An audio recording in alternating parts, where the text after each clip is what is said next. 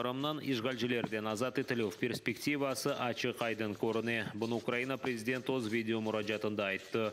Октябрьнің бірінден Русия, Донецк, Луганск, Херсон ве Запорежье вилаетлеріні өз еркеніне қошқан сон, Украина силалы құветлері 500 квадрат километрден зияде территорияны ве онларже койве қасабаны işgalcilerden азат етті.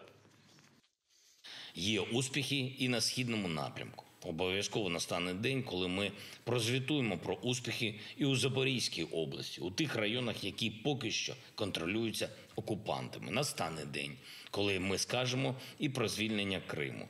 Ця перспектива очевидна. Очевидно і те, що цим шляхом ще належить пройти. Ще належить багато витримати, багато зробити. Зробити і українцям, і нашим партнерам, усім, хто цінує свободу і міжнародне право. İşgalcilerde 500 cinayetçiden ibaret olgan kuvvet kelmesini beklep mudafa pozisiyalarını PKT bazı yerlerde ucumga keçmegen tılalar. Baştattın malumatına göre düşman Avdeyevka ve Bakhmut tarafına ilerlemege tırışa. Bunun beraber raşistler Xerson vilayetinde Ternovi Poldi koyu yanında ucumga keçmege tırıştı. Ukrayna mayıcıları karşılık gösterip tahminen 100 işgalcini yok etti. Zarar көрген arbi bölüklerini hem seferberlik çerçevesinde celp etilgen arbiler arasında hem de mabusler arasında kıdıralar. За наявною інформацією, на посилення російської армії, що воює на тимчасово окупованій території Донецької області, прибуло підкріплення з 500 відмобілізованих кримінальних злочинців. Командирами новоприбулих підрозділів призначено офіцерів з числа колишніх російських правоохоронців. Командування російських військ видало розпорядження про вилучення мобільних телефонів у всіх мобілізованих, що прибувають. Сызна алдаtıp hainlik eteler. Ukrayna Mudafa Naziri Oleksiy Reznikov Rusiya zabitlері ve askerlerine müracaat etip, keleyatkan faciadan, ordunu ise maskarılıktan kurtarmağa çağırdı. Onun sözlerine göre Rusiya yolbaşçıları öz ordusunu aldattı ve olarga nisbeten hainlik yaptı. Çünkü insanlarını Vladimir Putin'den hasta hayalları ve hatalı maksatları için ölmege yolladılar. Наш президент со своей армией. А где ваш? Вы знаете, что в Украине вы никого не освобождаете. Вы уничтожаете целые города, где совсем недавно вас считали добрыми соседями и говорили по-русски. А теперь посеяна вражда на поколение вперед. Многие из вас уже поняли, вас отправили умирать не за правое дело. Может, поэтому ваш прячется в бункере, а не держит удар рядом с вами?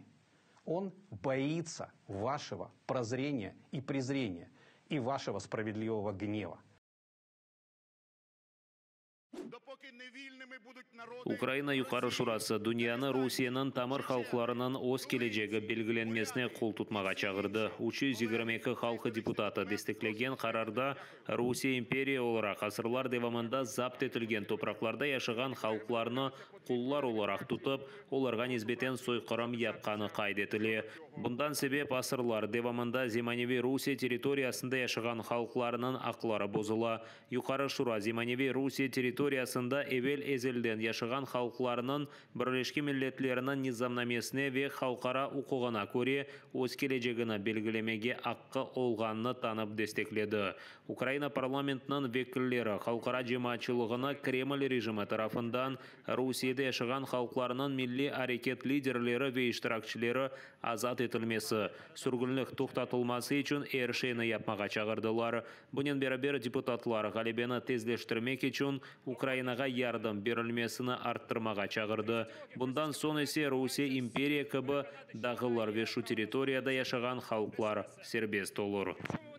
Тому що Збройні сили України дають гідну відсіч Російській Федерації, саме зараз відкривається можливість для цих народів, поневолених народів, з правом на самовизначення. Як казав лідер чеченського народу, чеченського, не кадирівського, Росія подекуди зійде українське сонце. І українське сонце сходить саме зараз. А тому ми виступаємо за самовизначення чеченців, дагестанців, тувинців, татар та інших народів Російської Федерації.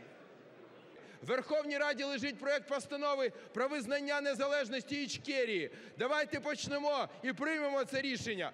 Деімперіалізація Росії почнеться з Кавказу. Ичкерийин маршо. Российская империя должна рухнуть, а Кадырова нужно казнить по закону гор.